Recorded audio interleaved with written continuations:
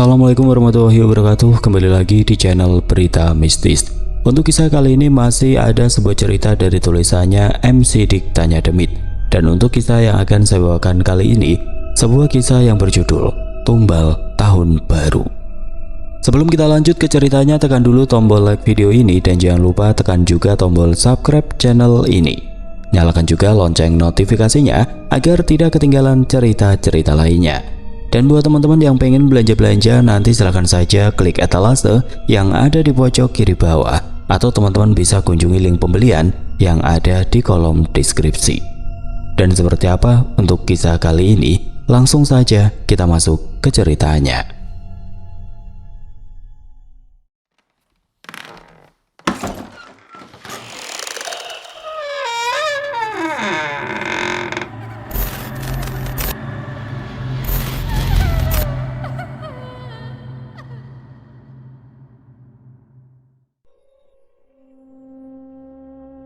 Sepertinya hujan deras akan terus melanda selama beberapa hari ini hingga tahun baru.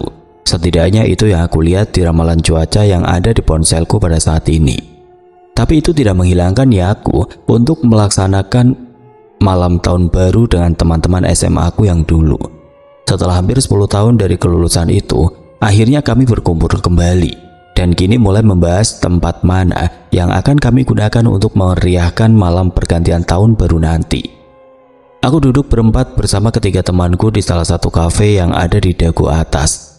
Ada Kevin yang sengaja datang dari Jakarta, ada pula Raka dan Dinda, salah satu pasangan yang baru saja menikah baru-baru ini dan baru bertemu dengan kami semua. Gimana tuh abis ini? Semua villa di Lembang, Dago sampai Ciwidey dan Pangalengan semuanya penuh. Paling cuman nyisa villa-villa besar yang jutaan per malam, kata Kevin yang nampak menggerutu di depan kami sambil menutup telepon dari ponselnya pada saat itu. Aku yang mendengar hal itu hanya menghela nafas panjang. Sambil meminum minuman yang ada di depanku, aku berkata kepada mereka, "Ya kan sudah aku bilang, kita telat bookingnya. Harusnya dari bulan November, kalau dadakan gini mah susah." "Ya mau gimana, kan aku harus nunggu cuti di ACC dulu.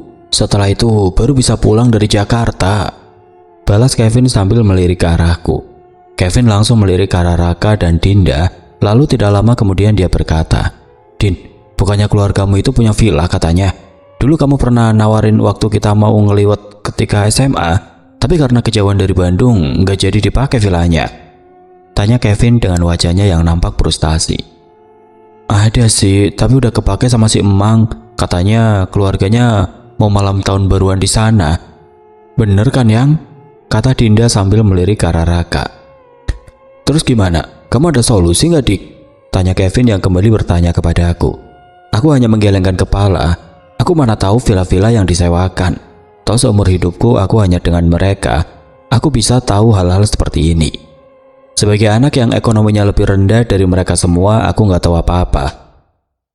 Sehingga aku hanya berkata untuk menyusuri satu persatu pada malam ini. Ya, siapa tahu ada villa yang tidak disewakan di internet, dan kami bisa menemukannya ketika sedang menyusuri villa-villa itu sepanjang jalan.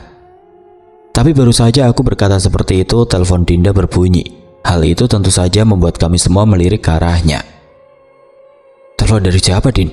tanya Raka dengan nada yang pelan. "Ayah," jawab Dinda pelan. Dia akhirnya pamit untuk menjauh dari meja kami. Dinda terlihat serius ketika berbicara dengan ayahnya di telepon itu. Namun wajahnya tampak cerah, seperti ada sesuatu yang membuat dirinya senang. Benar saja ketika dia selesai menelponnya, tiba-tiba dia duduk kembali di dekat kami. Lalu tidak lama dia berkata, "Tadi ayahku telepon, dia nanyain kita udah dapat villa atau belum. Nah, kalau belum, ada nih katanya villa milik ayahku yang bisa dipakai, tapi katanya sedikit agak jauh dari Ciwidey, harus ke atas lagi," katanya sambil sedikit tersenyum. Apa yang Dinda katakan membuat Raka langsung mengerutkan dahinya. Lalu tidak lama dia berkata, "Perasaan ayahmu itu cuma ada satu villa, Didin, yang sekarang dipakai pamanmu itu?" tanya Raka dengan nada yang kebingungan. Dinda menggelengkan kepalanya, lalu tidak lama dia berkata, "Aku juga nggak tahu, tapi memang aku pernah dengar sewaktu kecil kalau ayah memang punya villa lagi, tapi udah jarang-jarang kesananya juga. Paling setahun sekali, itu juga buat ngecek doang sama tukang buat direnovasi di sana. Tapi aku mah nggak pernah sekalipun diajak, jadi nggak tahu di mana lokasinya. Aku yang mendengar hal itu dari Dinda tiba-tiba melirik ke arah Kevin dan bertanya, jadi gimana Vin? Mau nggak pakai punya keluarga Dinda? Tapi agak jauh. Kevin terdiam sebentar, dia melirik kepada kami semua. Lalu tidak lama dia berkata, ya kalau aku mah gas saja sih. Toh di sekitaran Bandung mah udah sulit. Jadi ambil saja yang keluarga Dinda. Jawab Kevin sambil sedikit tersenyum. Aku mendengar hal itu langsung mengangguk. Begitu juga dengan Raka yang ada di sebelah Dinda. Dan tidak lama kemudian Dinda kembali berkata, ya sudah kalau kayak gitu, paling kita ke rumahnya habis ini ya. Kita tanya ayah di mana lokasinya, sambil sekalian silaturahmi kalian ke ayah. Jawab Dinda sambil tersenyum. Setelah beres dari kafe itu, akhirnya kami tiba di rumah Dinda yang ada di kawasan Cipaganti. Aku baru sadar bahwa teman-temanku ini adalah orang kaya. Terlihat ketika aku turun dari motorku dan melihat rumahnya, aku benar-benar tidak menyangka bahwa rumah Dinda sangatlah besar. Kenapa bengong? Baru ya kesini. Kamu mah mainnya ke kosan aku terus sih. Pas SMA jadi nggak pernah kesini. Akhirnya disamber dia sama si Raka yang berani kesini ketemu ayah. Kata Dinda yang tersenyum pada aku. Udah itu masa lalu, jangan diungkit-ungkit lagi. Malu tuh sama suamimu. Jawabku dengan sambil bercanda. Raka yang mendengar hal itu hanya tertawa. Dia memang tahu bagaimana masa lalu aku dan Dinda, tapi dia juga tidak terlalu cemburu karena dia sudah mendapatkan Dinda sekarang. Ayo, kita masuk ke dalam. Kita ngobrol dulu dengan ayah Dinda di dalam.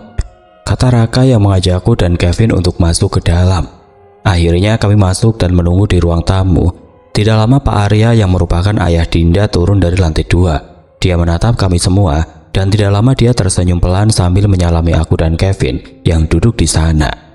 Kami pun mengobrol. Pak Arya berkata memang jaraknya agak sedikit jauh karena memang itu adalah villa yang diwariskan dari kakek neneknya sebelum mereka pindah ke Bandung.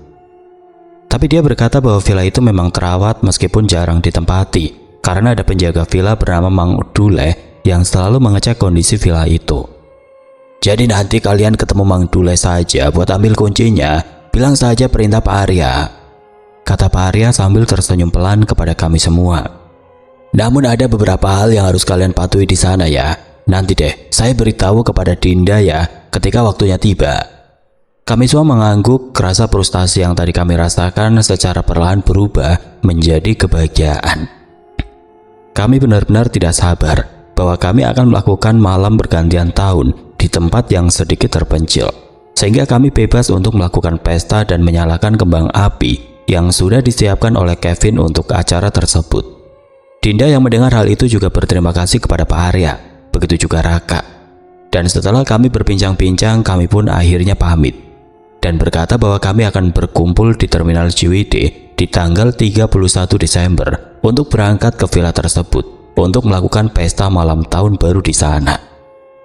Tepat tanggal 31 Desember jam 12 siang, aku sudah sampai di Terminal Ciwidey. Aku membawa motor dari rumah bersama dengan makanan beku untuk dimasak di villa tersebut. Tepat jam 1 siang, Kevin datang dengan membawa mobilnya. Dia bertanya kepadaku kenapa aku tidak ikut dengan mobil Dinda dan Raka. Lalu aku menjawab bahwa aku bawa motor takutnya nanti ada hal yang harus dibeli. Jadi gampang gak perlu pakai mobil. Kami pun mengobrol sebentar, lalu tidak lama kemudian kami mencoba menghubungi Dinda dan Raka. Rupanya mereka sudah berada di jalan yang mau ke lokasi. Mereka berkata bahwa mereka menunggu di sana karena di villa tersebut tidak ada sinyal. Setelah itu aku dan Kevin mulai menyusul Dinda dan Raka ke lokasi tersebut. Kondisi jalanan di Ciwidey sangat ramai. Maklum saja itu adalah tempat wisata. Dan setelah itu jalanan kembali sepi setelah memasuki kebun teh dan masuk ke jalan-jalan kecil yang ada letaknya agak sedikit jauh dari perkampungan. Raka dan Dinda terlihat sudah menunggu di depan salah satu pertigaan jalan yang menanjak dan curam, di mana di ujung jalan ini adalah villa milik keluarga Dinda yang akan kami kunjungi. Ayo ke atas saja, tadi sudah ketemu sama Mang Dule, kami ngobrol sebentar dan dia sudah memberikan kunci villanya, kata Dinda sambil mengajak kami ke atas sana. Kami pun akhirnya kembali menaiki kendaraan kami masing-masing dan menyelusuri jalanan yang berbatu itu. Jujur saja motorku sedikit kesusahan ketika melintasi jalanan ini. Jalanan ini benar-benar berbatu dan sedikit licin. Apalagi sudah beberapa hari ini hujan deras melanda tempat ini. Sehingga aku beberapa kali berhenti agar aku tidak terjatuh dari motor di jalanan yang licin itu. Setelah berusaha sebisa mungkin, akhirnya aku sampai di sebuah halaman yang luas, di mana di ujung halaman ini ada villa besar yang seperti bangunan Belanda yang nampak sedikit megah. Mereka yang sudah sampai duluan seperti menertawakanku ketika aku sampai paling akhir. Bahkan Dinda berkata kepadaku sambil tertawa, "Makanya kataku ikut ke mobil saja, jangan bawa motor sendiri, kan susah, ntar turunnya gimana yuk?" kata Dinda. Aku hanya cemberut sambil memarkir motorku, sedangkan Raka dan Kevin tampaknya sedang sibuk menurunkan barang-barang untuk acara malam tahun baruan nanti di villa ini. Sebelum masuk, tadi Mang Dule berpesan," kata Dinda dengan nada yang pelan kepada kami semua. "Kalau di dalam rumah ini ada 2 ruangan besar, ruangan depan dan ruangan belakang. Nah, di belakang dekat dapur itu adalah ruangan dengan pintu kayu hitam. Kata Kang Dule, pintu itu jangan dibuka ya, biarin saja. Sama yang ruangan belakang itu dekat dapur, kita nggak boleh mindahin semua barang. Dan kalau mau tidur pakai ruangan yang ada di depan saja. Kalau ruangan depan mah boleh." "Emang kenapa nggak boleh ke ruangan itu?" tanya Kevin yang nampak penasaran. Kevin yang seumur hidupnya di kota tampaknya tidak mengetahui hal-hal seperti ini, sehingga Raka yang ada di dekatnya langsung berkata, "Kayak nggak tahu saja, udah tahu di villa tua kayak gini tuh pasti ada sesuatunya. Nah mungkin Mang Dule sengaja mengurung mereka di sana biar kita aman." "Maksudnya aman gimana? Dan siapa mereka?" tanya Kevin kembali dengan nada yang bingung. Dasar orang Bandung, gini nih kalau hidupnya di mall terus sama apartemen. "Jurik Vin, jurik, demit, hantu, ririwa, masa nggak ngerti sih? Sudah dihaluskan kata-katanya malah mesti diperjelas." Aku mencoba memperjelas sedetail mungkin. Aku tahu di villa yang jarang berpenghuni pasti ada sesuatu yang membuat kami harus menjaga sikap kami. Karena ketika aku mengobrol dengan Pak Arya pun, aku bisa menebak dari pembicaraannya. Apalagi ketika dia bilang ada hal yang harus kami patuhi di tempat ini. Apa yang kami bicarakan rupanya didengar oleh Dinda. Dia seketika langsung berkata kepada kami sambil membuka pintunya, "Udah jangan mikir aneh-aneh deh. Yang pasti ikutin aturannya aman. Toh ngapain juga kita buka seluruh pintu di rumah ini kan? Paling dipakai cuma ruangan depan sama beberapa kamar doang," jawab Dinda sambil mengajak kami masuk ke dalam sana. Tidak terasa malam sudah tiba. Suasana di villa itu benar-benar sepi dari keramaian. Mungkin karena letaknya di paling atas dan tidak ada rumah-rumah lain di sekelilingnya, membuat suasana di villa ini terasa tenang. Aku memakai jaket tebal sambil membakar beberapa sosis untuk mereka. Sedangkan Raka dan Kevin sedang mempersiapkan kembang api yang mereka beli entah dari mana. "Dik, kopinya," kata Dinda yang memberikan kopinya kepadaku pada saat itu. Aku melihat tubuh Dinda sedikit menggigil karena udara di sini sangatlah dingin. Sambil melirik ke arah Raka dan Kevin, dia kemudian berkata kepadaku, "Asli, aku mah nggak tahu villa si ayah yang ini gede. Kenapa kalau ada acara nggak pernah dipakai ini villa ya?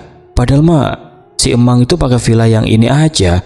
Kita yang satu lagi, ini mah malah ngasih ke adeknya sendiri daripada ke anaknya," jawab Dinda sambil memegang kopi panas yang dia seduh. "Ya kan kita rencananya mau nyewa kan, jadi mungkin ayahmu itu nggak tahu. Coba kalau booking duluan si ayahmu, pasti ngasih yang villa yang itu." Dinda mengangguk sambil melirik arah villa yang kini terang benderang di belakang kami. Sambil membakar sosis yang aku bawa, kami pun berbincang-bincang sambil menunggu jam 12 malam. Beberapa kali Kevin menyalakan kembang api. Beberapa kali pula kami bercanda mengingat masa SMA kami dan hal-hal yang bisa membuat kami tertawa. Raka juga menceritakan tentang pertengkaranku dengannya ketika memperebutkan Dinda. Dan hal itu kini menjadi sebuah masa lalu yang kami tertawakan bersama karena kami sangatlah bodoh pada saat itu. Meskipun tidak ada kembang api yang menyala selain dari villa ini, tapi suasana yang kami rasakan benar-benar meriah. Di sana Kevin juga berkata kepadaku bahwa aku tidak seharusnya tinggal di Bandung terus. Malah dia mengajakku untuk ke Jakarta dan bekerja di sana. Namun aku menolak. Aku berkata suasana Bandung sudah sangat nyaman buatku, sehingga aku memilih untuk tinggal di Bandung saja. Suasana yang menyenangkan itu terus berlanjut hingga tengah malam, dan tepat jam 12 kurang beberapa menit lagi, kami semua menyalakan semua kembang api yang kami beli dan berteriak, "Selamat Tahun Baru!" Kami mengangkat sosis dan minuman yang kami bawa sambil bersenang-senang. kami juga menyalakan musik agar suasana semakin meriah. Setelah kembang api habis, Dinda mulai mengeluarkan ponselnya. Foto dulu yuk. Mumpung lengkap, jarang-jarang kita bisa kumpul lagi sekarang. Boleh, biar aku setting dulu tripodnya.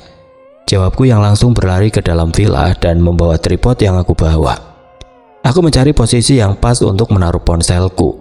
Tripod yang aku bawa tidak bisa berdiri dengan tegak. Halaman yang berupa rumput-rumput liar itu membuat tripodku miring, sehingga aku mencari cara agar aku bisa menaruh ponselku di posisi yang pas. Aduh, agak susah ini pakai tripod. Ada benda lain gak buat ganjil tripodnya? Bentar, aku cari dulu, kata Kevin yang mencoba berlari ke dalam villa itu. Kami semua menunggu sambil melirik ke arah villa. Entah berapa menit Kevin masuk, tapi dia tidak keluar-keluar. Tepat 5 menit kemudian, Kevin kembali datang dengan kedua tangannya yang mengangkat salah satu kursi kayu yang dia bawa dari dalam villa. Setelah dia membawanya keluar, Kevin meletakkan kursi itu tepat di dekat tripod yang sedang aku pasang. Coba senderin ke sini, kata Kevin sambil menepuk sandaran kursi yang nampak berdebu ketika dilihat dari dekat.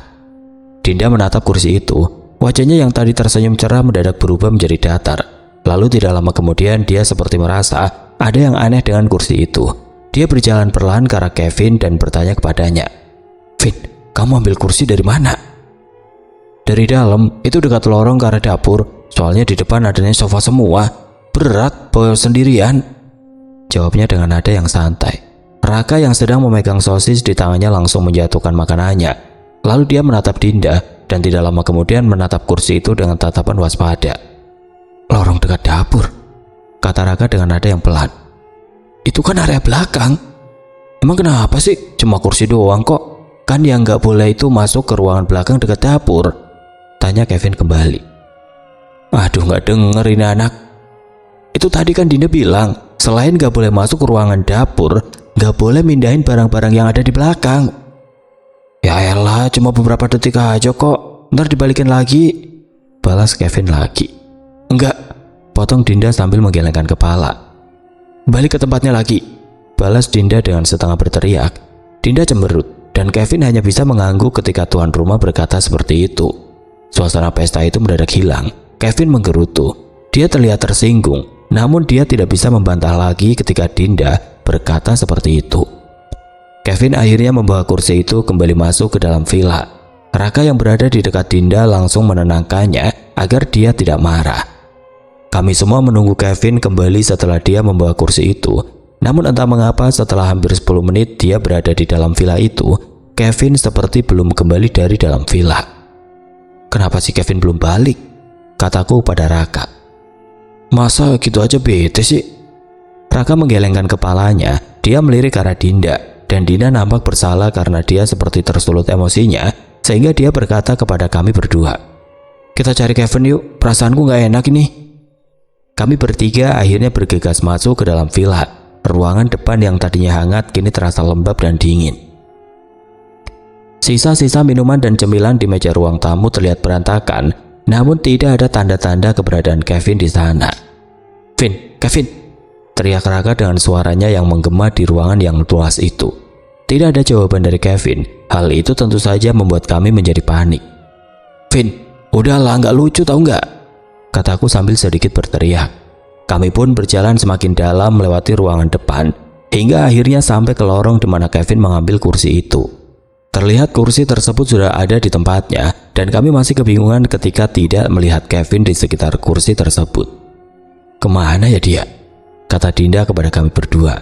Raka yang ada bersama kami pun langsung mengajak kami berdua untuk mencari Kevin ke dapur. Di sana Kevin masih belum ditemukan. Namun ada sesuatu yang aneh ketika kami sampai di dalam dapur. Itu kenapa pintunya buka? Kataku yang menunjuk ke arah pintu kayu hitam yang terbuka secara perlahan di depan kami. Dinda dan Raka seketika melirik ke arah pintu itu. Dan tepat ketika pandangan kami melihat ke arah yang sama, tiba-tiba kami dikejutkan oleh sebuah bayangan yang berlari di dalam sana. Bayangan itu mirip seperti Kevin. Dia berlari ke dalam sana seperti sedang bersembunyi dari kami semua. Ah, nggak lucu, Vin, teriak Dinda yang mendekat ke arah pintu itu dan membukanya. Entah mengapa kami mendadak lupa dengan aturan bahwa ada satu pintu yang tidak boleh dibuka di villa ini. dan kali ini kami malah membukanya. "Cepat keluar, Vin. Ngapain sih, Kak?" Tiba-tiba Dinda yang membuka pintu itu mendadak terdiam. Aku dan Raka yang ada di belakangnya langsung mendekat, dan di sana tubuh kami mendadak membeku atas apa yang kami lihat sekarang. "Astaga," gumamku yang seperti tidak percaya dengan apa yang kami lihat. Bagaimana tidak? Aku melihat ada sebuah ruangan yang besarnya 3 kali 3 meter, namun ruangan ini nampak berbeda dan tidak seperti ruangan-ruangan lain yang ada di villa ini. Ruangan itu kosong, dindingnya terbuat dari bata merah yang tidak diplester, terlihat pula beberapa bagian dari batu bata itu nampak lembab dan berlumut karena tidak ada ventilasi apapun di dalamnya. Aku juga melirik ke arah lantai, di mana lantainya sendiri bukan keramik atau granit seperti lantai di villa ini, tapi masih berupa tanah yang dipadatkan. Lalu hal yang benar-benar mengejutkan adalah ada sebuah meja kayu kecil setinggi lutut. Di atasnya terdapat nampan yang berisi bunga-bunga yang sudah layu dan mengering, serta kemenyan yang sudah padam dan tinggal ujungnya saja. Raka yang melihat hal itu langsung melirik ke arah Dinda. Lalu tidak lama dia berkata, "Kamu tahu tentang hal ini, Din?" tanya Raka. Dinda menggelengkan kepalanya. Dia langsung mundur selangkah dengan wajah yang pucat. Kepalanya kini tertuju kepada sebuah lukisan tua dengan sebuah gambar wanita berambut panjang dengan tatapannya yang kosong. Entah siapa dia, namun lukisan itu benar-benar menyeramkan untuk dilihat. Kami tidak menemukan Kevin di sana, namun kami menemukan hal yang lebih menyeramkan. Sesuatu yang mungkin ditutupi oleh Mang Dule dan oleh Pak Arya selama ini, bahkan bagi Dinda sendiri. Dinda pun seperti tidak percaya dengan apa yang ada di dalam ruangan itu. Dia langsung berpikir keras tentang apa yang sebenarnya mereka sembunyikan. Namun tepat ketika dia berpikir seperti itu, tiba-tiba ada sebuah suara tawa seorang wanita yang lirih dan melengking. Bahkan suaranya itu terdengar sangat dekat di telinga. Hal itu tentu saja membuat bulu kuduk kami berdiri seketika. Dan aku yang mendengar hal tersebut langsung berkata, "Siapa itu?" bentakku sambil melirik ke seluruh ruangan. Belum sempat kami bergerak dari tempat kami berdiri, tiba-tiba seluruh lampu di villa itu padam seketika. Suasana mendadak gelap, dan bau menyan yang ada di dalam ruangan itu langsung menyebar, sehingga membuat suasana villa menjadi menyeramkan. Lalu di tengah-tengah kepanikan itu, suara wanita yang tadi tertawa terdengar. Kali ini dia tidak tertawa, melainkan sebuah bisikan yang menggema dari segala arah, dan suaranya langsung muncul persis di belakang telinga kami yang sedang berdiri di sana. "Ayat tumpal." Hal itu tentu saja membuat kami panik. Rasa takut dengan kegelapan, lalu disertai dengan suara yang bukan dari suara kami, membuat kami langsung ingin berlari. Namun karena seluruh villa ini gelap gulita, membuat kami kehilangan arah, sehingga aku langsung berteriak dengan nada yang panik, "Senter, nyalain senter HP-nya!"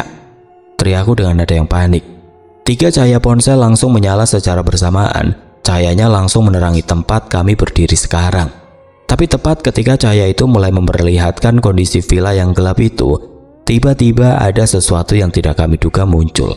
Karena tepat di dekat lukisan tua itu, tiba-tiba muncul seorang wanita, tubuhnya melayang sekitar setengah meter di atas lantai.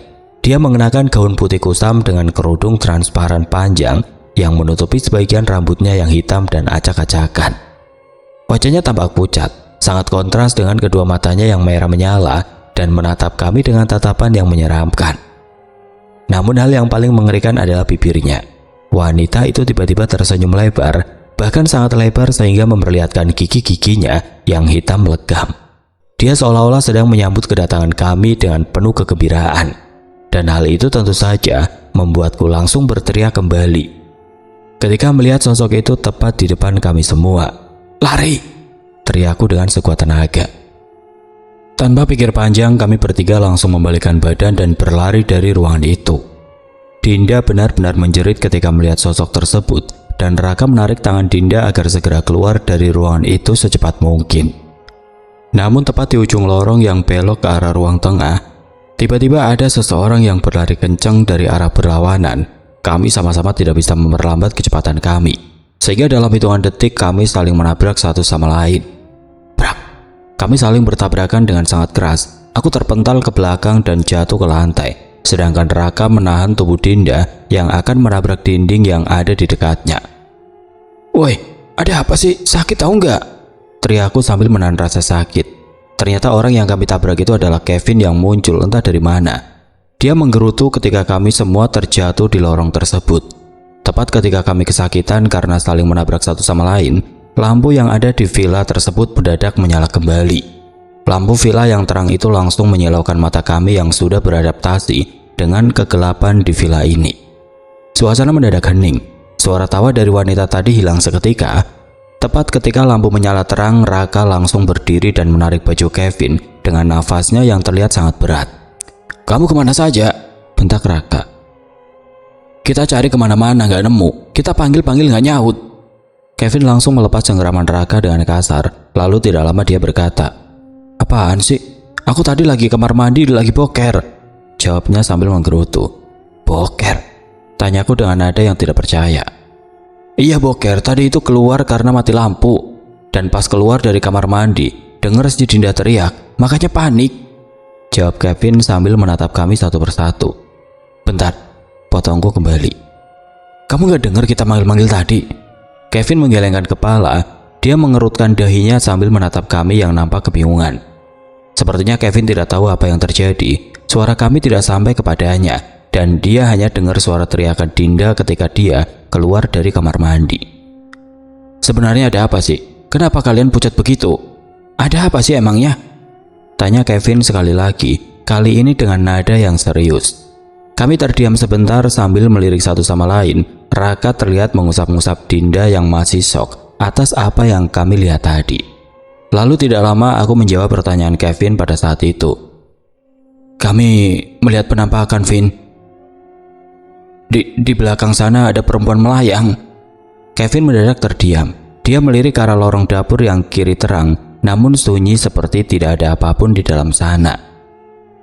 Tiba-tiba Dinda yang masih panik dan ketakutan tiba-tiba menarik lengan baju Raka. "Kak, kita pulang aja yuk," kata Dinda dengan suaranya yang bergetar sambil menangis. "Kita pulang yuk, tidur di rumah saja, biar besok kita ngobrol sama ayah tentang hal ini. Kenapa dia menyembunyiin kayak ginian di villa ini? Kirain cuma sekedar villa tua, tapi kalau kayak gini beda cerita." Kevin yang masih bingung dengan apa yang kami lihat hanya bisa terdiam. Dia seperti tidak menerima ketika Dinda memutuskan untuk pulang. Dan aku yang melihat raut wajah Kevin yang seperti itu tiba-tiba berkata, "Pokoknya lebih baik keluar dulu dari sini, Vin. Nanti kita jelasin di jalan. Soalnya perasaan kita nggak enak sekarang," kataku dengan tegas. Kevin hanya mengangguk pelan. Meskipun dia tidak tahu apa yang terjadi, tapi dia kini mengikuti kami yang berjalan meninggalkan ruangan tersebut. Kami pun kembali berjalan cepat ke ruang depan. Dinda berjalan di tengah diapit oleh aku dan Raka, sementara Kevin berjalan di belakang sambil sesekali menengok ke belakang dengan wajahnya yang masih kebingungan. Langkah kami tiba-tiba terhenti tepat di pintu depan. Perasaan kami tidak menutup pintu ini, namun entah mengapa pintu villa ini kini tertutup rapat. "Buruan buka, Kak, aku sudah ketakutan ini," desak Dinda dengan nada yang memelas. Raka hanya bisa mengangguk ketika istrinya merengek seperti itu, sehingga Raka memegang gagang pintu itu dan menekannya ke bawah. Namun pintu itu tiba-tiba tidak bergerak. Raka mencoba menariknya dan mendorongnya dengan lebih keras, tapi lagi-lagi pintu ini tidak bisa dibuka. "Kok dikunci?" tanya Raka panik. Kevin yang ada di belakang kami nampaknya ikutan panik. "Jangan bercanda, Kak," kata Kevin dengan nada yang pelan. "Asli, ini kalau nggak percaya," jawab Raka sambil menyuruh Kevin untuk menarik gagang pintunya. Benar saja pintu itu terkunci rapat. Kami menjadi panik kembali karena kini kami terjebak di dalam villa ini sekarang. Di tengah-tengah kepanikan yang kini melanda kami kembali, tiba-tiba suara yang kami dengar di belakang sana terdengar lagi. Dan kali ini terdengar lebih dekat dari arah lorong dapur menuju ke arah ruangan depan. Tepat di bawah lampu yang menerangi lorong di antara dapur dan ruang tengah, tiba-tiba sosok wanita bergaun putih itu muncul kembali. Lampu yang menyala di atasnya tiba-tiba berkedip ketika sosok itu muncul dengan kedua kakinya yang tidak menyentuh lantai. Senyumannya melebar dan kedua matanya yang merah menatap kami dengan tatapan yang menakutkan. Dia tidak hanya melayang saja di ujung sana, namun dia seperti sedang melakukan hal yang lain. Karena secara tiba-tiba, seluruh bangunan di villa ini terasa bergetar hebat. Hal itu terjadi bukan karena gempa, tapi berasal dari dalam rumah itu sendiri. Mula-mula gelas-gelas bekas minum kami yang ada di atas meja mendadak bergetar hingga jatuh dan pecah. Lalu kursi-kursi, bantal sofa, hingga vas bunga yang berat di sudut ruangan perlahan terangkat ke udara. Barang-barang itu melayang tanpa arah, saling beradu satu sama lain tepat di depan mata kami semua. Brak! Sebuah kursi kayu yang tadi diangkat oleh Kevin menghantam dinding yang tepat berada di sebelahku. Kursinya patah dan pecahan kayunya langsung melayang dan mengenai pipiku yang tidak jauh dari sana. Hal itu membuat kami semakin panik. Bahkan Raka yang melihat pemandangan itu langsung berteriak kepada kami semua dengan suaranya yang sangat kencang. "Dobrak pintunya!" Aku dan Kevin yang mendengar hal itu langsung mengangguk di tengah-tengah kepanikan yang melanda. Kami menabrak tubuh kami ke pintu yang terkunci itu. Namun pintu kayu itu tidak terbuka sama sekali. Kuncinya macet total. Kami terus menggedor-gedor pintu tersebut dan berteriak meminta tolong agar kami bisa keluar. Di tengah-tengah kepanikan tersebut, aku melihat bahwa Kevin yang paling panik. Wajahnya benar-benar pucat karena mungkin seumur hidupnya dia baru melihat hal yang seperti ini. Tapi sesuatu terjadi kepadanya. Karena tepat ketika dia sedang mendobrak pintu bersamaku dan Raka, tiba-tiba tubuh Kevin ditarik ke belakang dengan kuat. Seolah-olah ada tali tambang yang menjerat pergelangan kakinya. Dalam sekejap tubuhnya itu melayang di dekat sosok wanita tersebut. Hal itu tentu saja membuat Dinda semakin menjerit. Dia melihat teman-temannya kini berada di ujung sana dengan posisi yang terbalik. Kakinya di atas, kepalanya di bawah. Dia tergantung dan berputar-putar secara perlahan di dekat wanita tersebut. "Tolong, lepasin!" teriak Kevin yang meronta-ronta. Sosok wanita bergaun putih itu mendekat ke arah Kevin. Dia tersenyum lebar. Kedua matanya yang merah itu menatap Kevin dengan tatapan yang mengerikan.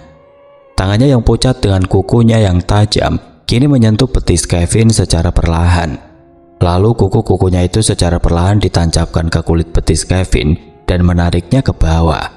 Darah segar kini menetes dari kaki Kevin, dan tidak lama kemudian darah itu jatuh mengenai lantai keramik secara perlahan. "Tumbal!" Wanita itu kembali berbisik pelan, dan tidak lama kemudian dia tertawa cekikikan hingga memegahkan telinga. Tawanya benar-benar keras, bahkan membuat semua barang-barang yang melayang di dalam rumah itu semakin bergerak bebas. Piring, gelas, buku, bekas makanan, botol bekas, semuanya berterbangan dengan kecepatan yang tidak masuk akal. Suasana di dalam villa yang seharusnya hening kini sangat gaduh dengan benda-benda yang saling bertabrakan di dalam sana. Kevin yang menggantung di sana hanya bisa mengangkat tangannya untuk melindungi kepalanya. Dia pasrah ketika menjadi sasaran dari benda-benda itu sekarang. Namun Dinda yang tidak tahan dengan semua ini tiba-tiba berteriak kepada sosok yang ada di depannya. "Hentikan!" teriak Dinda. Dinda tiba-tiba maju selangkah. Aku bisa melihat bahwa tubuhnya gemetar hebat. Dia menangis terseduh-seduh ketika melihat temannya disiksa seperti itu. "Jangan Kevin!" teriak Dinda kembali.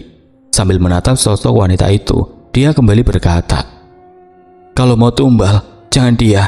Dia tidak tahu apa-apa. Ambil aku saja. Aku adalah anak Pak Arya, pemilik villa ini." Sosok yang awalnya tertawa itu tiba-tiba berhenti tertawa. Dia menoleh pelan ke arah Dinda. Tidak lama kemudian senyumannya menghilang dan berganti dengan ekspresi marah yang mengerikan. Aku dan Raka hanya bisa mematung di dekat pintu.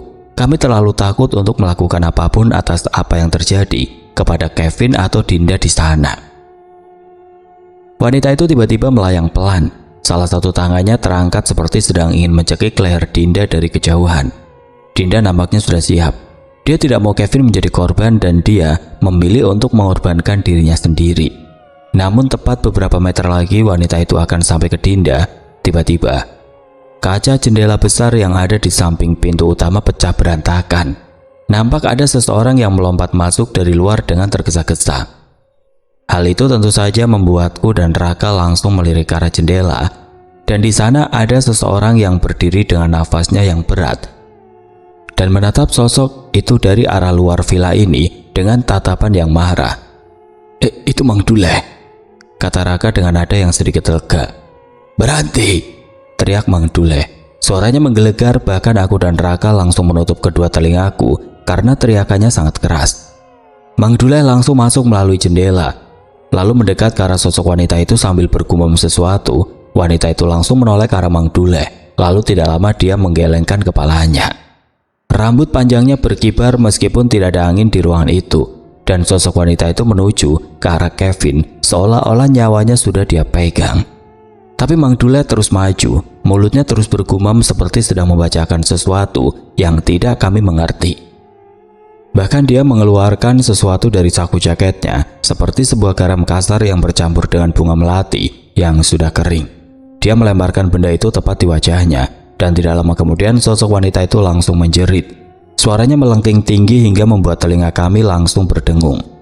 Tidak lama kemudian sosok wanita itu menghilang, dan seketika tubuh Kevin bersamaan dengan benda-benda yang melayang di dalam villa itu jatuh ke lantai secara serentak. Suasana mendadak hening secara tiba-tiba, dan Mang Dule langsung berlari kencang menuju lorong dapur. Dari kejauhan aku bisa mendengar bahwa dia menutup pintu yang berisi sesajen dengan sangat keras. Lalu dia menguncinya kembali sebelum dia kembali kepada kami yang masih ketakutan di dekat pintu depan. Tepat ketika dia kembali dari dapur, dia bergumam dengan pelan, "Kenapa pintunya bisa terbuka? Padahal kuncinya aku yang pegang." Aku dan Raka langsung bergegas membantu Kevin, sedangkan Dinda yang berdiri di depanku langsung berlari ke arah Mang Dule dengan tatapan yang marah. "Mang, jelasin kepadaku sekarang, ada apa sebenarnya dengan villa ini? Kenapa ayah punya tempat seperti ini dan kenapa dia terus berkata tumbal sehingga Kevin harus jadi korban?" Mang Dule yang melihat Dinda begitu marah hanya bisa terdiam. Namun Dinda terus memaksa Mang Dule untuk menceritakan semuanya, sehingga Mang Dule hanya bisa menghela nafas panjang. Dia menatap kami bertiga, lalu menatap Dinda. "Neng," jawab Mang Dule, "Mang bakal jelasin semuanya, tapi cuma Neng Dinda sendiri yang boleh dengar. Teman-teman Neng termasuk suami Neng harus tunggu di luar, karena ini urusan keluarga Neng."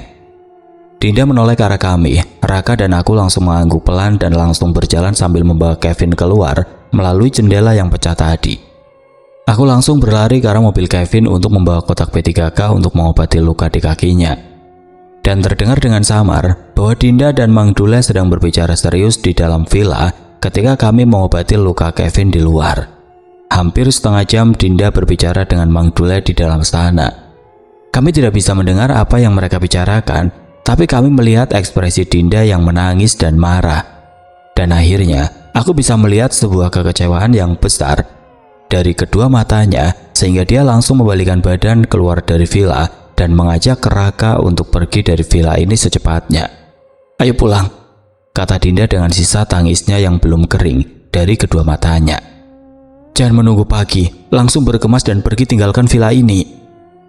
Kami akhirnya pulang meninggalkan villa itu tanpa berpamitan dengan Mang Dule. Aku tahu perasaan Dinda, sehingga kami hanya menurutinya sekarang. Kevin nampaknya masih kesakitan, sehingga mobilnya dipakai oleh Raka dan mobil Raka dipakai oleh Dinda. Sedangkan aku memakai motorku sendiri untuk turun dari tempat itu sendiri.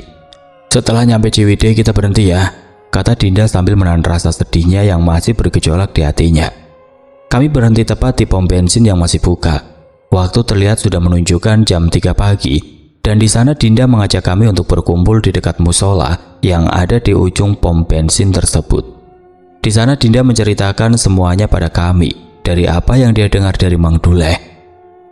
Dia menceritakan sebuah cerita yang merupakan sisi gelap keluarganya yang baru saja dia ketahui di malam tahun baru ini. Dia juga meminta maaf kepada kami, terutama kepada Kevin yang menjadi korban atas kejadian ini. Dia berkata bahwa ayahnya itu pesugihan. Entah pesugihan apa, yang jelas setahun sekali dia harus menumbalkan manusia untuk kekayaan dan hidupnya selama ini. Hal itu tentu saja mengejutkan kami, dan aku hanya bisa mendengarkannya tanpa pernah berkata apapun atas apa yang Dinda ceritakan. Di sana juga Dinda berkata bahwa dia diminta tolong agar dia bisa tutup mulut di depan ayahnya.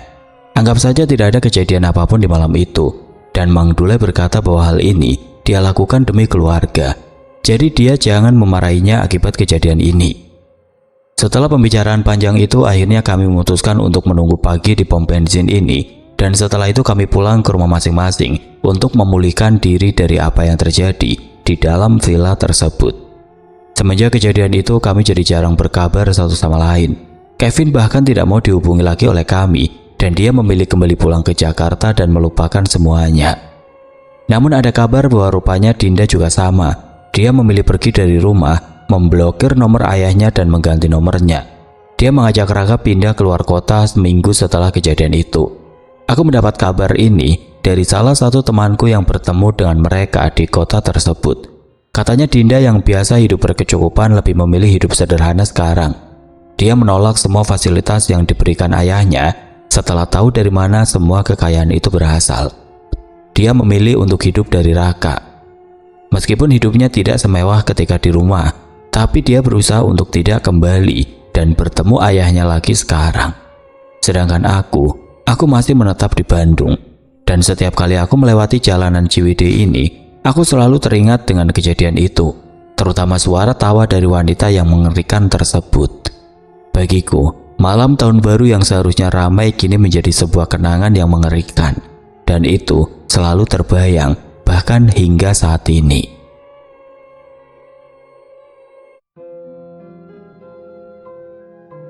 Oke teman-teman, sekian untuk kisah kali ini. Bagaimana menurut kalian tentang kisah ini? Tulis komentar kalian di kolom komentar. Dan buat teman-teman yang baru bergabung, jangan lupa untuk like, komen, share, serta subscribe channel ini. Dan nantikan kisah-kisah horor berikutnya tetap di channel Berita Mistis. Wassalamualaikum warahmatullahi wabarakatuh.